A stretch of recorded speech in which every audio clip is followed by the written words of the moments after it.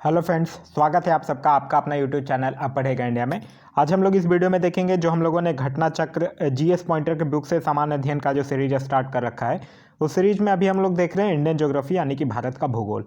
भारत के भूगोल के क्रम में आज का जो हमारा वीडियो है वो वीडियो नंबर 8वां है। ध्यान रखें, यह जो वीडियो है वो आज के इंडियन ज्योग्राफी मतलब भारत के भूगोल का लास्ट वीडियो होगा। ये 8 पार्ट में कंप्लीट है। कल से हम लोग शुरू करेंगे वर्ल्ड ज्योग्राफी। अब कल से हम लोग वर्ल्ड ज्योग्राफी शुरू करेंगे जिसमें हम लोग देखेंगे एक एक करके पार्ट बाय पार्ट वीडियोज में आएगा। मतलब अभी तक अब हम लोगों का आधुनिक भारत, भारतीय राज्य व्यवस्था और भारत का भूगोल 3 चीज़ खत्म हो चुका है। कल से जो शुरू होगा वो होगा विश्व का भूगोल, और विश्व का भूगोल खत्म होने के बाद हम लोग साइंस वाला जो पोर्शन है उसको स्टार्ट करेंगे। इससे पहले आधुनिक भारत का पीडीएफ जो है वो आप लोगों को टेलीग्राम पे दे दिया गया है। भारतीय राज्य व्यवस्था का पीडीएफ जो है वो टेलीग्राम पे दे दिया गया है, और भारत का भूगोल का पीडीएफ भी जो है वो भी टेलीग्राम पे आज आप लोगों को प्रोवाइड करवा दिया गया है।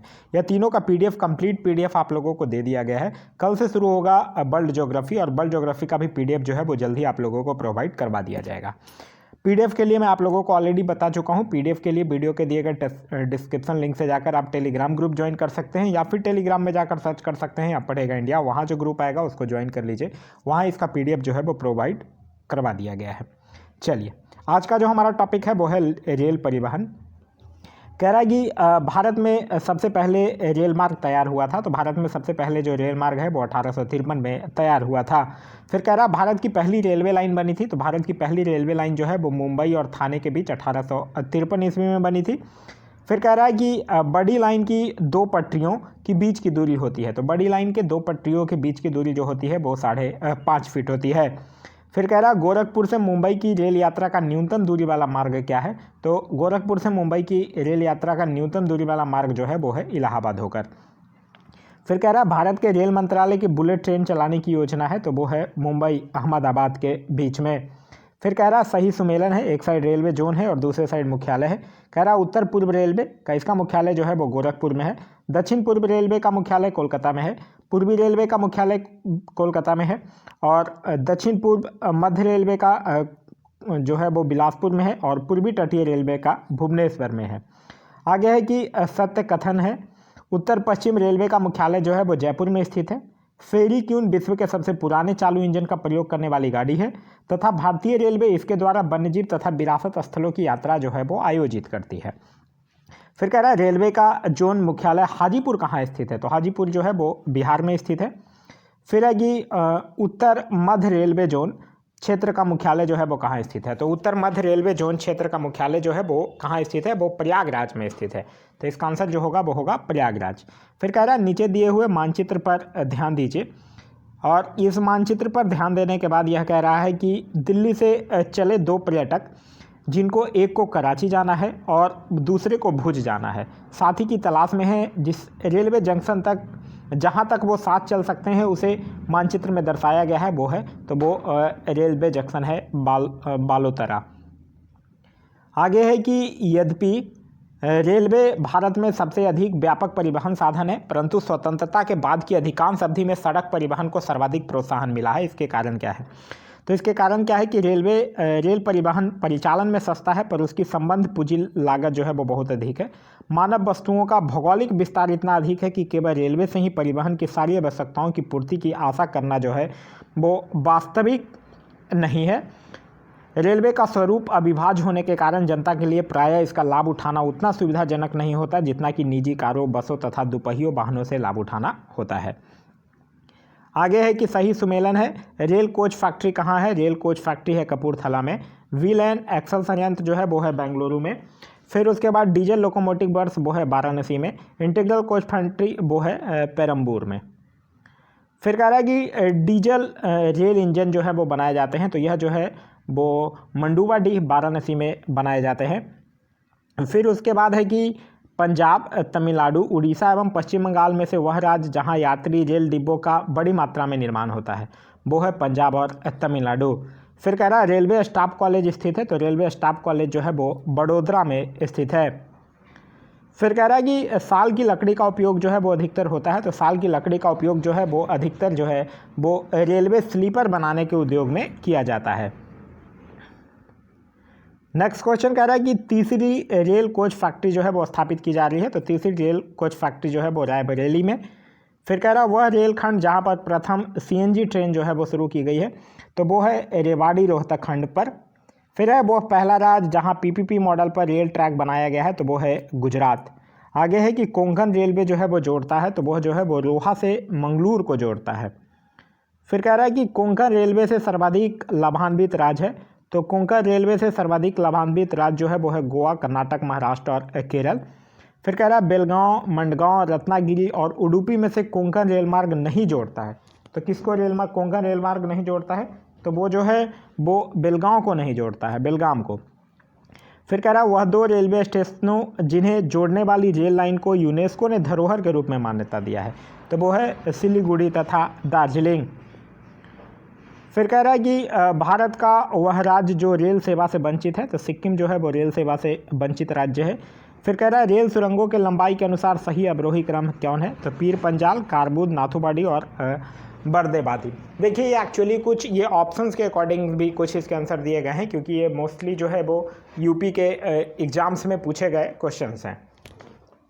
आगे है नौ या वायु परिवहन से कुछ क्वेश्चंस दिए गए हैं। कह रहा है मालाबार, कोंकण, कोरोमंडल तथा उत्तरी सरकार तटों में से कोची बंदरगाह से संबंधित है, तो कोची बंदरगाह से संबंधित है मालाबार तट। फिर कह रहा है कि सत्य कथन है नौ परिवहन यानी नेविगेशन और मत्स्य ग्रहण यानी फिशिंग में ज्वार भाटा अत्यंत सहायक होता है, बिल्कुल सही है। उच्च ज्वार भाटे बड़े जलयानियों को बंदरगाह में सुरक्षित प्रवेश करने या निकालने योग्य बनाता है, बिल्कुल सही है। ज्वार भाटा बंदरगाहों में साधन रोकता है। कांडला तथा डायमंड हार्बर ज्वारीय बंदरगाह यानी कि टाइडल पोर्ट्स हैं, ये भी बिल्कुल सही है। फिर कह रहा है कि भारत में सबसे बड़ा पोत प्रांगण यानी शिपयार्ड जो है वो कहाँ है, तो वो जो है वो कोचीन में है। फिर है भारत के मुख्य ज्वारीय पतन है, तो कोलकाता तथा कांडला जो है वो भारत के मुख्य ज्वारीय पतन है। कांडला बंदरगाह जो एक प्राकृतिक बंदरगाह है स्थित है, तो कांडला बंदरगाह जो कि एक प्राकृतिक बंदरगाह है वो कच्छ की खाड़ी पूर्वी तट पर स्थित है। आगे कह रहा है कि सही सुमेलन है। विशाखापट्टनम जो है वो भारत का सबसे गहरा पतन है। कोचीन प्राकृतिक पतन है। जवाहरलाल नेहरू पतन जो है वो भारत का एकमात्र मशीनीकृत पतन है। और कांडला जो है वो ज्वारीय पतन है। फिर कह रहा है पारादीप का विकास जिन बंदरगाहों का भार कम करने के लिए किया गया था वो है, तो वो है कोलकाता और विशाखापट्टनम। फिर कह रहा है पारादीप बंदरगाह जो है वो अवस्थित है, तो पारादीप बंदरगाह जो है वो उड़ीसा में अवस्थित है।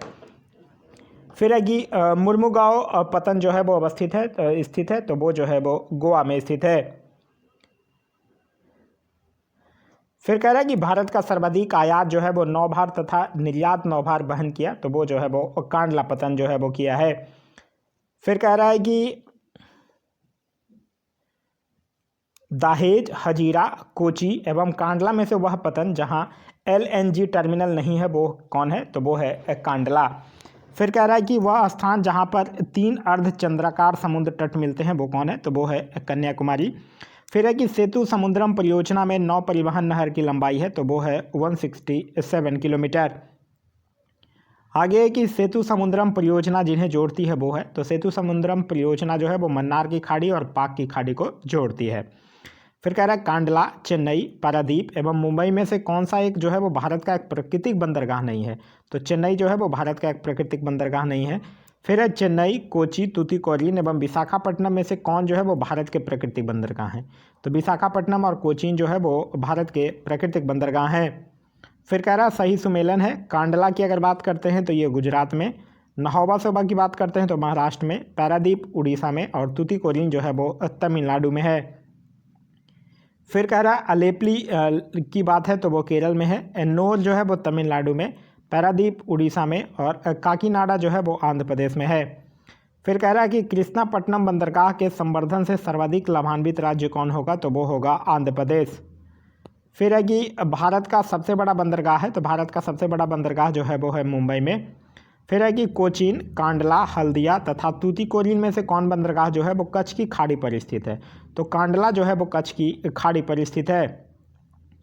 फिर कह रहा है कि गंगा नदी का वह भाग जिसको राष्ट्रीय जलमार्ग घोषित किया गया है, तो यह है प्रयागराज से हल्दिया तक का जो भाग है वो उसको राष्ट्रीय जलमार्ग जो है वो घोषित किया गया है।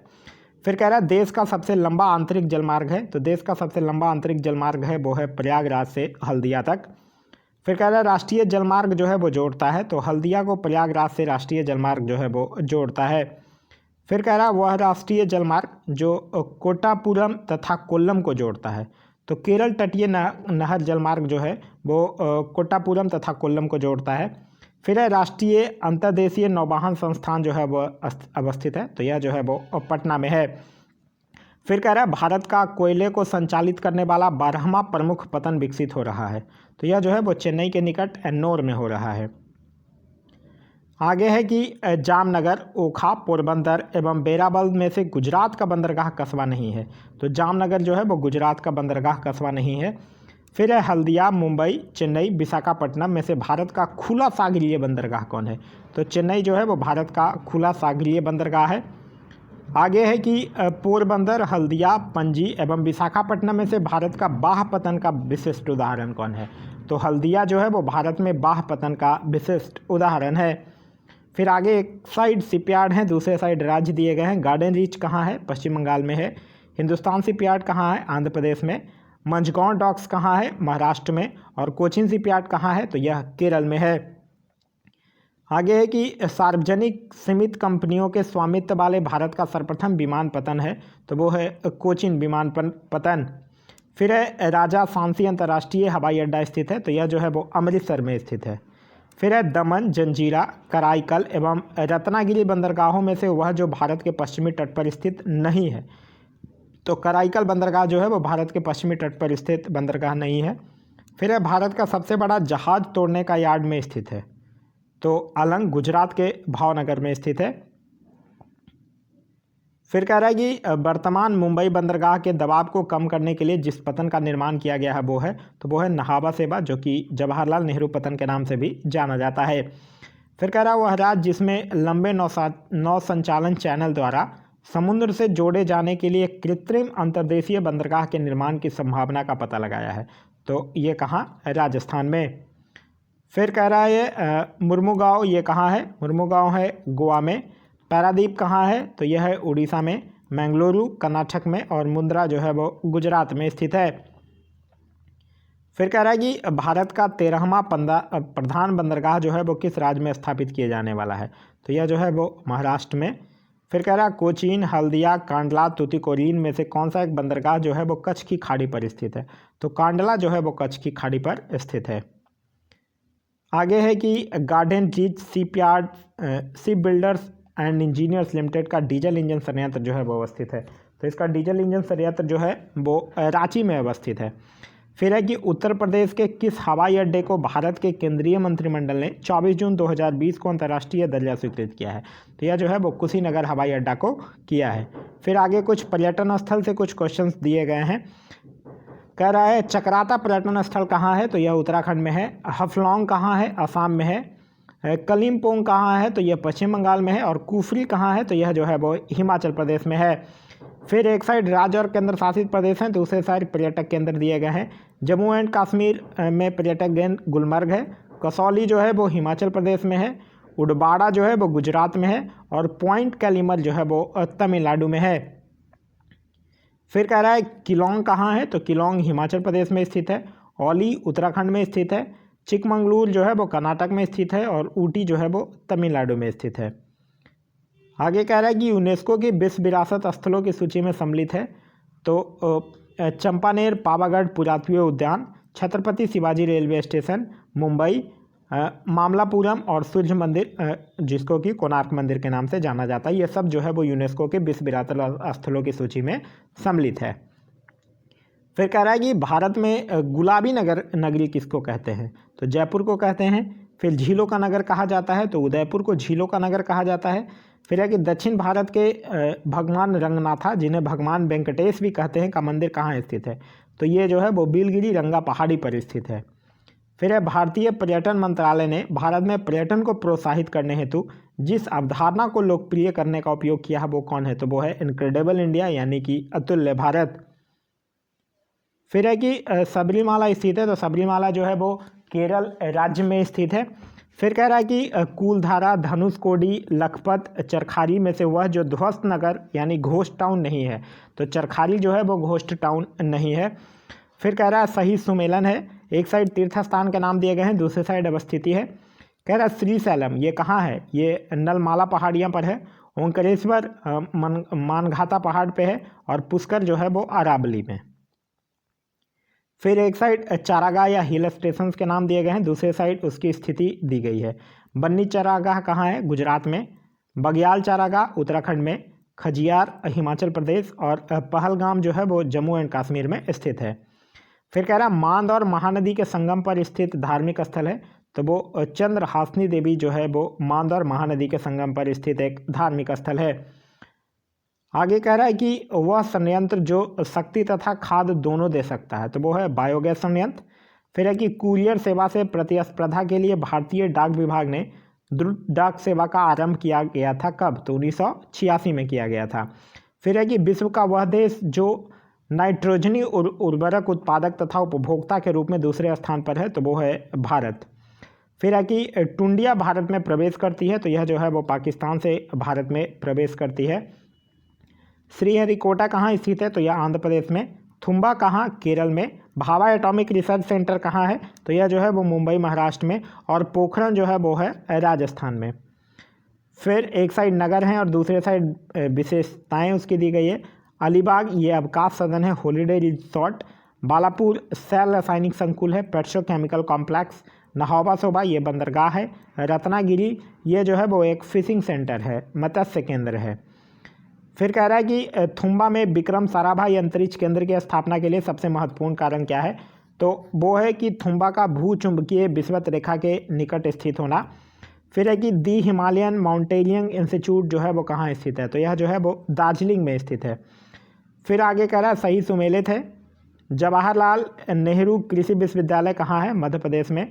सरदार वल्लभ भाई पटेल कृषि एवं प्रौद्योगिकी विश्वविद्यालय कहाँ है, तो उत्तर प्रदेश में।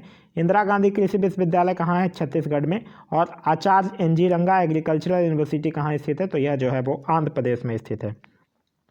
फिर कह रहा है कि केरियन एनर्जी का मुख्यालय कहाँ है, तो यह जो है वो स्कॉटलैंड में स्थित है। आगे फिर से सही सुमेलित है। रामेश्वरम कहाँ है, तो रामेश्वरम की अगर बात करते हैं तो तमिलनाडु में। द्वारिका गुजरात में। सारनाथ उत्तर प्रदेश में। महाकाल मंदिर जो है वो मध्य प्रदेश में स्थित है। फिर कह रहा है आगे सही सुमेलन है। ऐशबाग स्टेडियम जो है वो भोपाल में। बेबरन स्टेडियम मुंबई में। ग्रीन पार्क जो है वो कानपुर में। और ईडन गार्डन्स जो है वो कोलकाता में स्थित है। फिर है सही सुमेलित है। भूमिगत रेलवे कलकत्ता में। आम रत्नागिरी। ताले अलीगढ़। और चावल जो है वो देहरादून। आगे है कि डायमंड हार्बर तथा साल्ट लेक सिटी जो है वो अवस्थित है, तो यह कोलकाता में है। डिंडीगुल नाम है तो तमिलनाडु में एक नगर का। फिर है हरित राजमार्ग का लक्ष्य है, तो यह जो है वो वृक्षारोपण है। फिर है कि भारत में पीतल के बर्तनों के लिए प्रसिद्ध है, तो मुरादाबाद उत्तर प्रदेश जो है वो पीतल के बर्तनों के लिए प्रसिद्ध है। फिर है कि जंगल महल कहलाने वाला क्षेत्र अवस्थित है, तो पश्चिम बंगाल में ये अवस्थित है। फिर है भारत के प्रथम परमाणु रिएक्टर का नाम क्या है, तो भारत के प्रथम परमाणु रिएक्टर का नाम है अप्सरा। फिर है कि भारतवर्ष में सर्वप्रथम दूरभाष का प्रादुर्भाव हुआ था, तो यह जो है वो 28 जनवरी 1882 को इसकी औपचारिक शुरुआत हुई थी। फिर है कि भारत में टेलीग्राफ सेवा जो है वो सर्वप्रथम शुरू हुई थी, तो यह जो है वो कोलकाता और डायमंड हार्बर के मध्य हुआ था। फिर है कि उत्तर प्रदेश का राज्य जो है वो चर्म विकास एवं विपणन निगम लिमिटेड स्थित है, तो यह जो है वो आगरा में स्थित है। फिर है एक साइड क्षेत्र है, दूसरे साइड मुख्य संसाधन है। कोल्हान जो है वो खनिज संसाधन। कच्छ जो है वो एक जल संसाधन। मालाबार तट जल संसाधन। और मध्य गंगा मैदान जो है वो मृदा संसाधन के लिए इसके मुख्य संसाधन है। आगे है चंदेरी, मुरादाबादी, बनारसी एवं कांजीवरम में से कौन सा नाम जो है वो सामान्यतः साड़ी के लिए प्रयुक्त नहीं होता है, तो चंदेरी होता है, बनारसी होता है, कांजीवरम होता है, मुरादाबादी साड़ी जो है वो नहीं प्रयुक्त होता है। आगे है सही सुमेलन है। एक साइड परंपरा है, दूसरे साइड राज्यों के नाम दिए गए हैं। चपचार कूट त्यौहार ये मिजोरम में प्रसिद्ध है। खोकजोंग परवा गाथा गीत मणिपुर में। और थांगटा नृत्य जो है वो मणिपुर में। फिर एक साइड शिल्प के नाम दिए गए हैं और दूसरे साइड राज्य है। पुथुकुल्ली शॉल तमिलनाडु। सूजनी कढ़ाई बिहार। और उपाड़ा जामदानी साड़ी ये जो है वो आंध्र प्रदेश में प्रसिद्ध है। तो यह था हमारा आज का वीडियो। आज का वीडियो आप लोगों को कैसा लगा कमेंट करके ज़रूर बताइएगा। आज हम लोग इस वीडियो के माध्यम से टोटल 8 पार्ट में इंडियन ज्योग्राफी यानी भारत के भूगोल को हम लोग ख़त्म कर चुके हैं। कल से हम लोग शुरू करेंगे वर्ल्ड ज्योग्राफी यानी कि विश्व का भूगोल, और विश्व के भूगोल समाप्त हो जाने के बाद फिर साइंस वाला जो पोर्शन है, फिजिक्स केमिस्ट्री बायो वाला जो पोर्शन है, उसको हम लोग स्टार्ट करेंगे।